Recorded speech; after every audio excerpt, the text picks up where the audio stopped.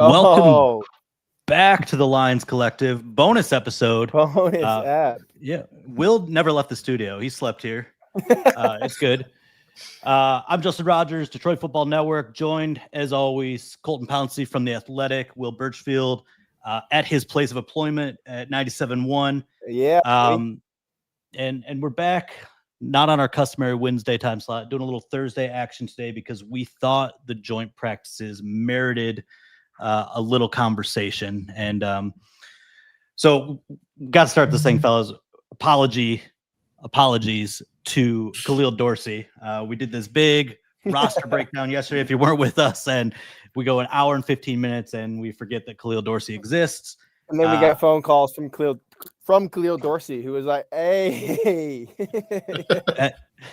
these people actually probably believe that happened, but maybe you did. Maybe you got a call. But look, I think we're all putting Khalil Dorsey on the roster. That means Ian Kennelly and or Eric Hallett probably out. Are we in agreement with that? Can we just move on to the next thing and shed our embarrassment? Yeah, I'll ask Hallett in order to keep Dorsey. Does that mean Hallett's going to give us a call now? Is that what that means? Yeah. I just blocked his number. Before we get into the joint practices, we always talk to Dan Campbell before a practice, and I thought it was kind of an interesting session today. And I don't want to say he broke any news, maybe a little bit. It sounds like Josh Paschal is going to start the season on NFI, make some of the roster decisions easier. I think we kind of slotted him in that spot yesterday, but there were a couple comments on Mai Wingo and Hendon Hooker that I just wanted to touch base with you guys and see what your thoughts were coming out of it. And so I asked Campbell, just with the difficulty of Wingo being activated here at the late stages, he's not going to do any team drills before the end of camp. And so I just wondered what the challenges of that evaluation was. And Campbell acknowledged it's tough. It's really tough. And I was listening to the answer, and I think there were a couple different ways you could go with the interpretation. It wasn't clear, but I kind of heard it as they weren't 100% sold on Wingo making the roster. I think it was not a done deal decision. And, I was curious, first of all, what you guys thought of my interpretation, or what maybe your interpretation was. Yeah. When we talked to Wingo at locker room cleanout, he seemed very optimistic that he would be ready to go by maybe even OTAs, if not then the start of training camp. He revealed a couple days ago when he spoke that he had a cleanup procedure this summer, which kind of set him back a little bit more. So I was kind of always factoring in Wingo on my roster projection, just because, I think at one point Campbell said they hope to have him back in early September. And I'm like, okay, then if that's the case, maybe he can be ready to go for week one. So I was just kind of slotting him in there tentatively. But yeah, I think after hearing Campbell say it's tough, we don't really know where he's at. He's not going to participate in team stuff. That's sort of a curveball. And if they want to give him some time to ramp up fully and actually get out there and practice, then he might not be ready for week one, and maybe you can kind of delay that a little bit. But there were a couple guys, and Justin asked some good questions to get some clarification on that I think kind of changed the equation in terms of the roster math. But Wingo's certainly one of them after hearing Campbell a little bit. Yeah, it feels a little bit like Wingo is viewing his situation and his timeline through a slightly different lens than maybe Campbell and the coaching staff are. I mean, that's never happened before.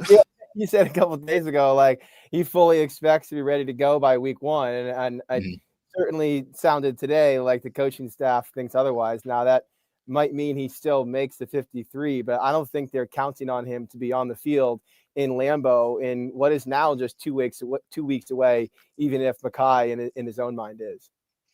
Yeah, I think the Wingo debate's really interesting because he's already a unique body type. He gets often eclipsed when we're taking attendance because he's the smallest defensive tackle by a mile, and you just lose him behind Broderick Martin. But he's already small.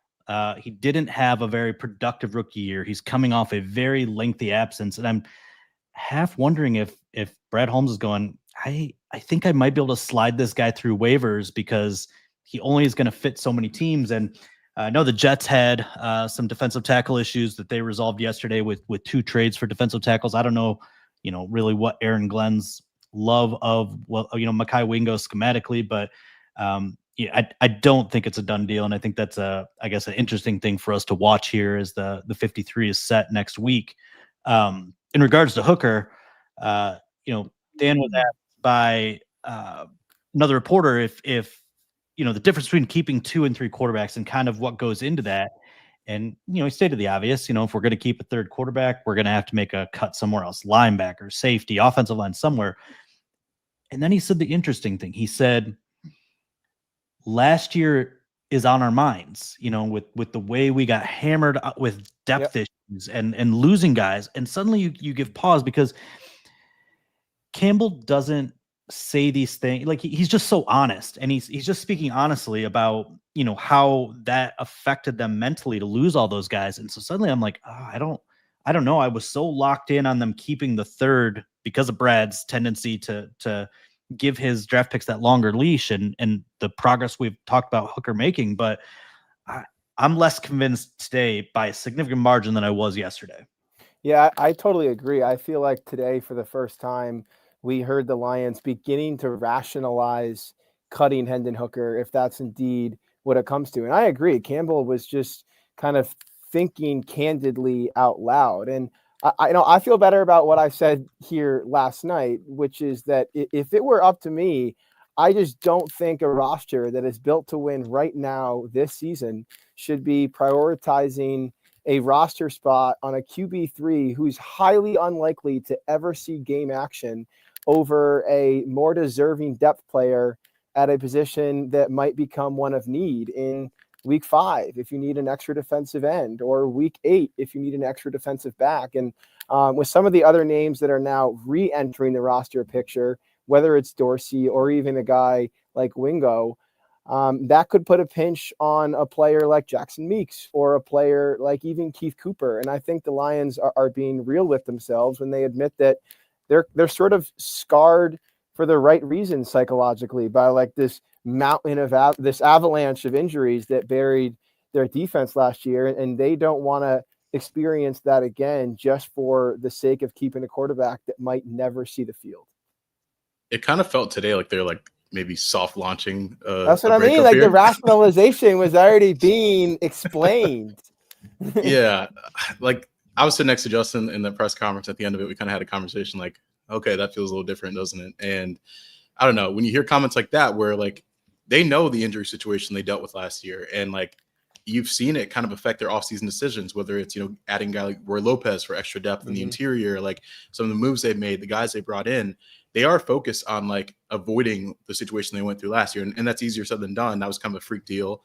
You can't really expect that every year, but at least it seems like they're trying to take account for that and do everything they can to set themselves up to have that depth ready to go without having to do it, bringing guys from the outside.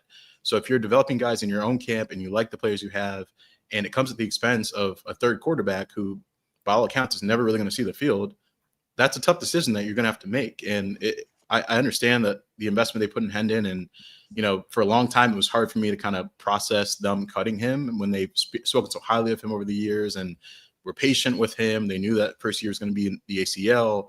Second year was sort of his first year. Like they've told us all that in the past, but I think they're at a point now where the roster's so strong and you are going to lose a good guy or two if you end up keeping Hendon. And if that's not a decision they're willing to make, then they're going to do what's best for the organization. And if we're to take them at face value, that could involve cutting Hendon. Yeah, I think their comments on the past in Hendon felt, to me anyways, more like justifications to keeping him around. And today's comments felt more like explanations as to why it maybe no longer makes sense to do that. And the other piece of this to remember is, like, as damaged as the Lions were on defense last season, they were remarkably and fortuitously healthy on offense. And you can't really and reasonably expect that to continue this season. And we may have seen the first piece of evidence in regards to that today when Graham Glasgow leaves practice, and we'll get into it. But it's just another reason to consider keeping players at depth spots that might actually be used, whether it's offensive line or defensive line in particular. That 2023 draft is shaping up to be such a weird one. I mean, just first four, like Hall of Famers. Right? We're talking Gibbs, Campbell, Laporta, Branch. Like you're talking star power. Yeah. Campbell's the worst of that bunch, and he's pretty damn good. And then you got the back half, and none of those guys might be on the roster after Tuesday with Hendon, Brock Martin, Colby Sorsdal, well, IR, but you know what I'm saying, and Antoine Green. Like, just a very, very weird draft. But I think we've talked enough about yesterday. Let's talk about today. Joint practice with the Texans. I said to Colton, I've seen a lot of joint practices. That might have been one of the most entertaining. We had touchdowns, we had turnovers, we had big plays, we had blown big plays, highly competitive, back and forth. But we would be mistaken if we don't have this Graham Glasgow conversation kind of right out the bat. And we don't really know what his status is. I will say it didn't look terrible, particularly with him walking off the field under his own power at the end. And when we say walk off the field, it's a long walk from the far field to the building. I mean, it's a good 100 plus yards. So it's not like they didn't need to pull the cart out. And he walked off alone, right? Like he wasn't even attended to by a trainer. Yeah. But it raised the question for me. I think it's a very funny one, given how maybe this fan base felt about Glasgow at the end of last season, but he's kind of now one of the most important players on the roster in the sense that if you lose him, the replacement is concerning. And Kingsley Eguakun stepped in today, and I think that looked about how you would expect it to look. Yeah, I mean, that's unfortunate. I think it happened. Was that the situational period at the end of practice that he left? Yeah. So he went down. He got up on his own. He was kind of slow to walk, but did walk off under his own power. So, I know when you're on Twitter and you see Graham Glasgow leaves with a lower leg injury, you think the worst. It didn't look entirely bad, but again, we don't know the diagnosis yet. So I probably have to wait for either one of the insiders to put it out there, as they do sometimes, or Campbell talking Saturday. But I agree with you, Justin. Like, he has quickly become one of the most important players on this roster. One, because he already was important because he's one of the vets in that room. It's a really young line right now. But two, it's just the depth behind him. They have repped Tate Ratledge exclusively at right guard since maybe day 3 or 4. Like, that was quickly kind of sorted out. We thought it might drag on a little bit. It really hasn't. And the guys behind him, you do have Kingsley Eguakun. Tristan Colon was a guy that has some center starts under his belt in the NFL, but he goes down with an injury. There's not many guys that can play that center position. I know Colby Sorsdal was kind of getting some reps there. He goes down. So, like, they're a little bit thin at that center position. So, again, this could all be for nothing. Maybe Graham's fine and they're just taking it easy with him. But if he does have to miss some time, you might have to look outside the organization to bring someone in, or maybe get Kingsley ready to go because, we don't really know the situation right now, but it could be something. And even if you do go outside and bring in a proven veteran of some kind, he's just simply not going to have the rapport with Jared Goff that Graham Glasgow does. And that's the reason, to echo something you said, Justin, last night, that I think they pivoted so quickly from Tate to Graham and Camp. Was there wasn't the natural flow between Tate and Jared that there obviously is between Tate and Graham. And like, Tate has all of the physical abilities and physical stature to play center. And Brad Holmes will be the first to tell you, in some ways, he's already the presence and the specimen and the athlete that Frank Ragnow ever was. But that's only half of the job there at center. And if Graham does miss time, they're going to have to ramp up Eguakun quickly and try and get him on the same page with Jared, which is not easily done in an offense that is very dense. I keep thinking, like, if it's Kingsley, if they had to go into a game with Kingsley, you're talking about now an interior of 3 guys that have 1 regular season start and 2, if you want to count the postseason, starts between them. Like, that level of experience just plummets, and it brings back Cologne, who I thought was making kind of a push to maybe jump Eguakun there. I believe he got the start in Atlanta when he got hurt the elbow, and we saw him for the first time today. I think that's the promising thing. He was out there running the hill with the trainer on the side. So usually when you see that, it kind of implies that guys are getting back. But that's a guy that's got 5 years of experience in this league. He's got more than 1,000 snaps. Played in Baltimore, which I think gives me a little bit extra confidence. Certain guys or certain organizations, a guy comes from there, you feel a little bit better about it. He's got center experience. He's played all the different guard spots, but he hasn't started a game at center since 2021. It's been a minute. He's got 3 starts at center. And so like, it's still kind of the same thing with the experience, right? And, certainly doesn't have maybe 0 snaps to Goff if, just based on what we've seen in practice. I don't know why they would have Cologne snapping to Goff. And so, you hope for the best with Glasgow, but he is older. He has had some durability issues the last several years, obviously a bunch in Denver that ended his tenure there kind of early. And so it's a really, really big concern, I think. And, the offensive line is already kind of tenuous, right? Like it's already teetering on an edge, and we're, waiting for these young guys to take that step forward. I think you take Glasgow out of that middle, and it's a problem quickly. Yeah, remember the reason he wanted to play there was because when he was playing at guard, he felt like he was basically also playing at center with having to help Tate so much with those calls and those adjustments, and having a veteran to the right of Mahogany and the left of Ratledge goes a really long way. And again, like we should re-clarify, Graham might be fine. He looked okay walking off the field. We're not treating this like this is some long-term injury that has had a major impact on the season. But just to reiterate how important he is, it's not just because of what he does and how it operates with Jared, but it's the load that he takes off of Tate and Christian, who are highly inexperienced when he's playing between them. I'm wondering if they would. Sorry, real quick. I'm wondering if they would. And I asked this last night, but I'm wondering if they would maybe try to get Tate ready to go and play some center. I know it's not ideal. And then you put in a veteran like Yodi that knows the offense, that has been in there just as a reserve, just to get some more experience on that line instead of going with two second-year guys and a rookie in the interior. That would be kind of tough. It's amazing that this is what's become, at least in theory, of Taylor Decker, Graham Glasgow, Frank Ragnow, Kevin Zeitler, Penei Sewell. Like, whoa, this could be gut check time. Not just for the offensive line, but for the offense and for Jared Goff in a really big way. For sure. I think Ratledge is going to need some sleepovers at Goff's house just so they can bond, play some Sega Genesis till 2 a.m. Just, I think that's the only way. That's the only way to get him over the hump. But as I mentioned earlier, a ton happened in this practice. And the first thing that jumped out, the receiving talent across the board between these two rosters is absurd.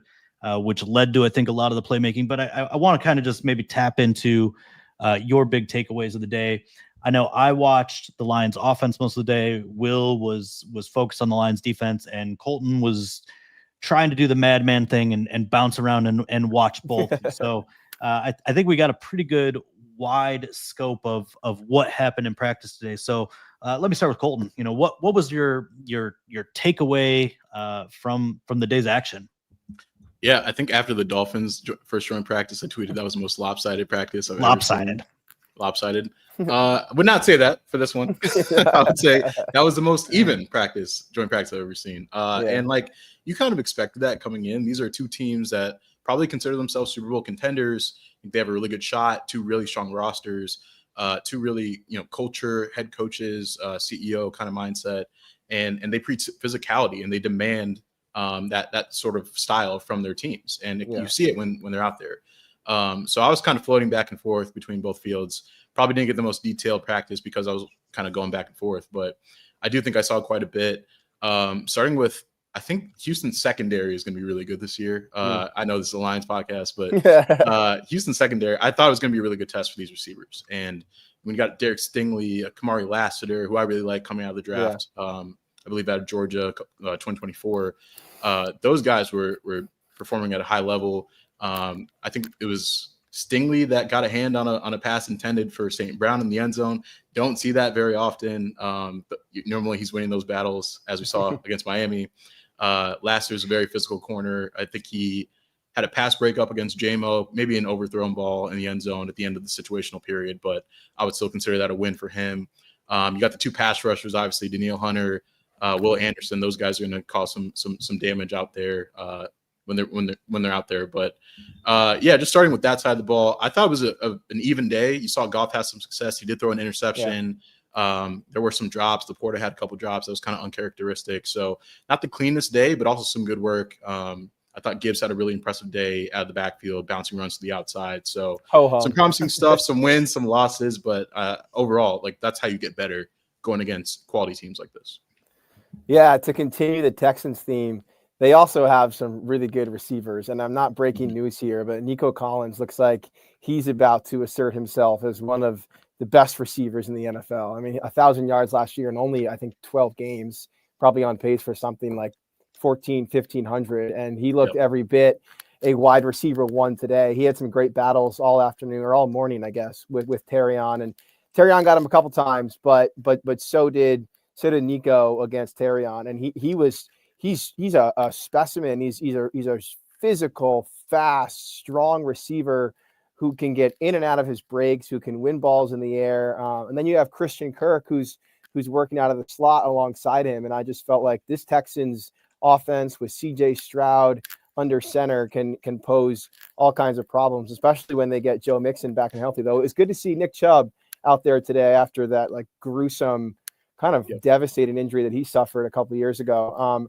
I thought the battles between TA and Nico Collins were really entertaining, and TA got him early on a deep ball in 11-on-11s, play action pass. Stroud drops back and he's won probably 45, 50 yards. And TA was pretty much step for step with Nico the whole way. And it came down to a jump ball, maybe 5 yards from the goal line. And Terrion went up and made the play. And it's a play that he probably doesn't make last year because he's flagged for PI. And I don't say that to be funny. I say that probably because it's funny. It's funny because you're right. It's funny because it's true, but it's also true in that it signifies the ways that Terrion's grown so far this season. And it goes back to the first meeting that he had with DB's coach, Deshae Townsend, at the end of last season, when Deshae really latched on to the area of growth for Terrion as finding the ball when you're in phase, tracking it, locating, and getting your head around to make plays, and to ideally not just make plays, but come down with picks. And in this case, it was just a knockdown. But Terrion really last year never struggled to be in phase or in stride in almost every man cover route that he was assigned. It was when the ball arrived, he too often didn't have his head around and he'd get flagged for PI because he was just so tight. But it seems like this year, and on this particular rep today, he was not just there, but he was able to get his head turned around, locate the ball, go up and make a play on it and knock it down. So again, Nico had a number of good reps against him. I thought he won most of, or at least half of like kind of the in-breaking routes he ran against TA from the outside. But when it came to longer developing throws where it was Terrion's job to find the ball and then make a play, I thought he did a really good job. I remember when the schedule came out last year, and the game I was most interested in watching was actually the Lions Texans. I really like this team. I think they've kind of followed a similar rise. I really have a lot of respect and kind of enjoy listening to D'Amico Ryan's talk when I've had a chance to be around him at like league meetings and whatnot.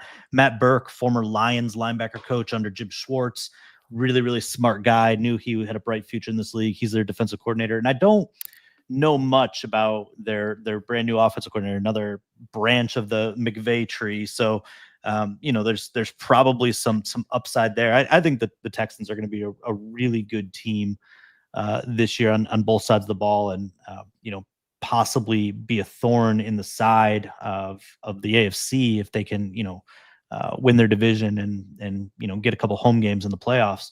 I want to talk a little bit about the Lions wide receiver situation because it continues to be a topic, and I thought just so many guys stood out today, and we'll skip St. Brown because he stands out every day. JMO doing the normal JMO stuff as well. Lots of big plays, a couple concentration blunders, but that's who he is. It's the rest of the guys. And, we've been having this Tim Patrick, Isaac Tisla debate kind of all off season. And what we're ignoring, I think, is that wide receiver 3 right now is Khalif Raymond. Mm-hmm. And I don't know if that's something that John Morton sees in him. I certainly know that Jared Goff obviously is a huge fan of Raymond's.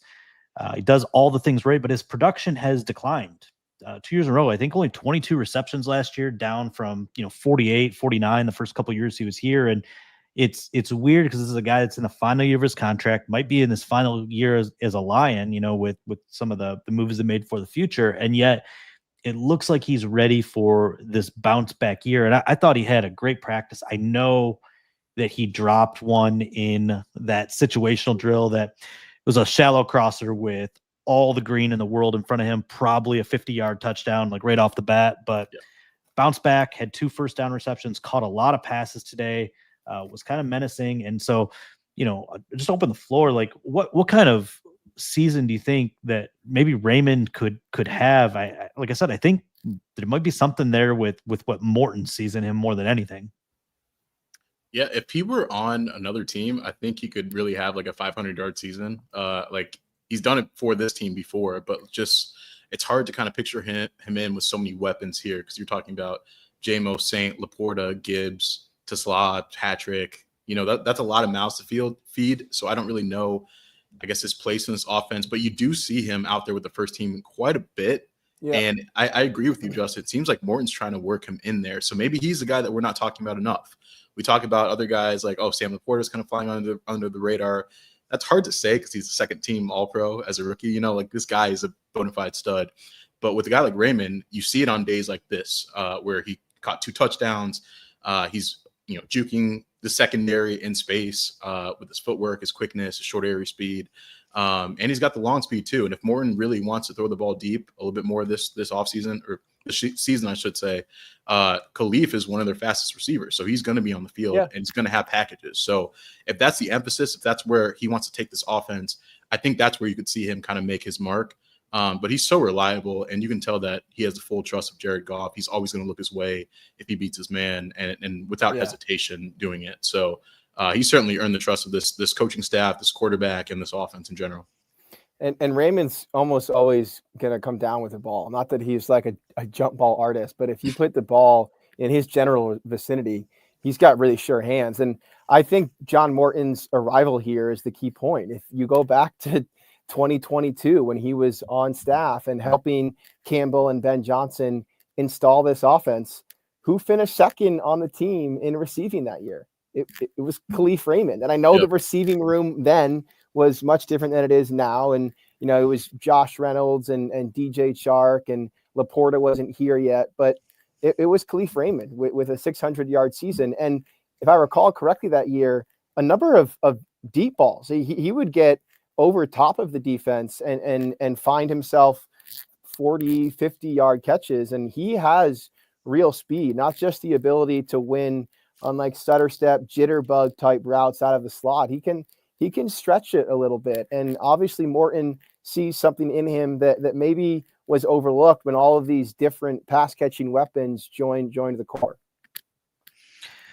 I'm going to close on this because Campbell, today talking just about the roster decisions, the difficulty of the cuts that lie ahead. He said right off the top of his head, he had 3 like roster decisions that were already kind of weighing on him, and acknowledged maybe even more than really sat down and thought about it. And we've talked, maybe ad nauseum about the receivers, but I think today was a perfect example of how difficult their decisions are. I thought it was a really, really strong day for Dominic Lovett. Multiple chain moving catches on 3rd down, doing the little things that you really want to see, the gritty things, if you will. Jackson Meeks, catching some passes in the end zone. Tim Patrick, I thought, continues to have his late surge back to the guy we thought he was, even if it's coming against the second team. And Tesla doing kind of what he's done all camp and having some big catches. And so, they've got these 7 guys, and I still struggle to figure out how they could possibly get 7 on the roster, but man, all 7 of them are deserving. And just to go back to Colton's point from yesterday, Tom Kennedy, big plays today, big plays from Tom Kennedy. Never wrong, just early. Never wrong, just early. And so, like, I don't know, was there anything else that stood out to you or jumped out to you? Like, what do you think the other roster decisions that are weighing on Campbell? What do you think those are? I think on the defensive line, he's facing some difficult decisions. I thought Ukwu had another strong practice today. He popped for a sack late in practice, and he seems to be surveying the offense in a way that he wasn't last year, and able to diagnose things a little bit more quickly. And I think the way he's played over the past week, including last week's preseason game, is maybe going to force the Lions to give him a little more thought than they probably were a week ago. Yeah, I would say Ukwu is definitely one of the ones on their mind. I kind of have Nate Lennon, but you look at that edge room, they're quickly dropping. And if Pascal is not a part of that equation, maybe you have to go outside the organization and pull Tim Patrick and try to get someone else in there if you don't like Ukwu enough. But he's certainly one. I'm wondering if they try to find a place for Eric Hallett just because he's so versatile. He could play multiple positions. So maybe that allows you to stay a little bit thinner at that DB spot as a whole. But yeah, I mean, they're going to have their work cut out for him. I feel like, again, kind of the Hendon Hooker conversation, it feels like they are soft launching a little bit. Like, hey, just floating out there. It's going to be tough, man. We got so many guys we like. That's my Campbell impression in case anyone hadn't picked up on that. But it does feel like they're leaning on that, and they're just it's weighing on Campbell. He's a guy that every cut down day, he's miserable because he cares so deeply for these guys, and he knows that, these are guys' livelihood. Like, guys are trying to make the roster, get paid, make a name for themselves, and it's on him and Brad Holmes to make these decisions on the roster and kind of dash some dreams there. So I know it's not easy for him, and you can kind of see it starting to wear on him, and I'm sure it'll ramp up when we talk to him on Monday and even after the game Saturday. But some tough decisions lie ahead for sure.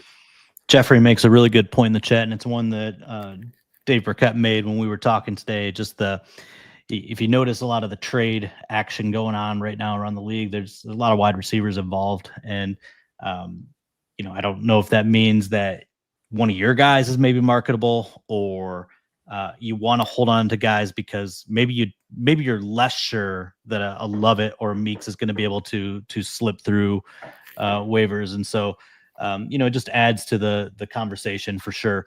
Hey, lastly, I wanted to note one more guy who stood out today, kind of in the same way that Jahmyr Gibbs stands out every day and Amon-Ra St. Brown stands out every day. But on defense, Brian Branch is such a menace. And I feel like as we focus so much of our attention this training camp on Hutchinson and Tyleek's integration and Anzalone's return, we've almost forgotten how much of a weapon Brian Branch is. And we put him on the cover art for this episode, so I do want to touch on him briefly. They're just deploying him in so many ways right now. I think the very first play of 11 on 11s this morning, he combined for a run stuff with DJ Reed, and then later on, maybe 2 or 3 drives later, he was lined up basically at the line, and he crashed through the offensive line and took down Chubb from behind with a tackle in the backfield. And look, I understand we had like a running gag last year on our podcast, Justin, that I thought Brian Branch was the best defensive player on the Lions. And that's probably going too far, just how dominant Hutch is. But I maintain that he's the most versatile chess piece on the Lions defense. And I think we're going to see Kelvin Shepherd just be incredibly creative with him this year. And this might be pushing it a little bit too far because they're different body types, but I see Brian Branch making the kind of impact on the Lions defense this year that Kyle Hamilton makes on the Ravens defense. The ability to get into the backfield for tackles for loss, the ability to cover, the ability to come down with interceptions, the ability to, I think, potentially end up with more sacks this year, paints the picture of a player who's going to do everything in so many ways for the Lions. And he just looks to me even more explosive than maybe he has in years past. And with Shepherd calling the shots this year, it feels like he's poised for a monster year. Maybe like Antoine Winfield, given the body type, is a better comp for him. But just that comprehensive impact on the defense is something that only Brian Branch can provide to this unit. Colton, I am never bringing up Tom Kennedy again after that love letter. That was a love letter from Will to Brian Branch. They're getting like a 1% cut when he gets that monster contract in a year. I agree with everything he said. I do too. Hey, point to the holes in the logic, man. Man, he was just sitting there checking a box of all the things he wanted to say. Hey, we made Mustafa put him on the artwork. We had to give him. Had to talk about it. It's a good thing you did. I don't think of that enough. But look, our goal was to have a truncated episode today. We wanted to make sure to come back and check in with you. But I got dinner reservations, fellas. Youngest turned 11 years old today, so we're gonna get that done. We will be back normal time slot next Wednesday, and that is significant because the Lions 16-man practice squad should be established by the time we go on air. So we'll be able to have all your practice squad updates and maybe some stuff on the 53-man roster. I don't know. If we get to it, if we have time. Yeah. All right, fellas. For Will Birchfield, for Colton Pouncey, I'm Justin Rogers. Subscribe, like, do all the things you do on YouTube. I don't know. I don't run these shows, but I think that's what the kids do. And for Brian Branch, I'm Will Birchfield. On that.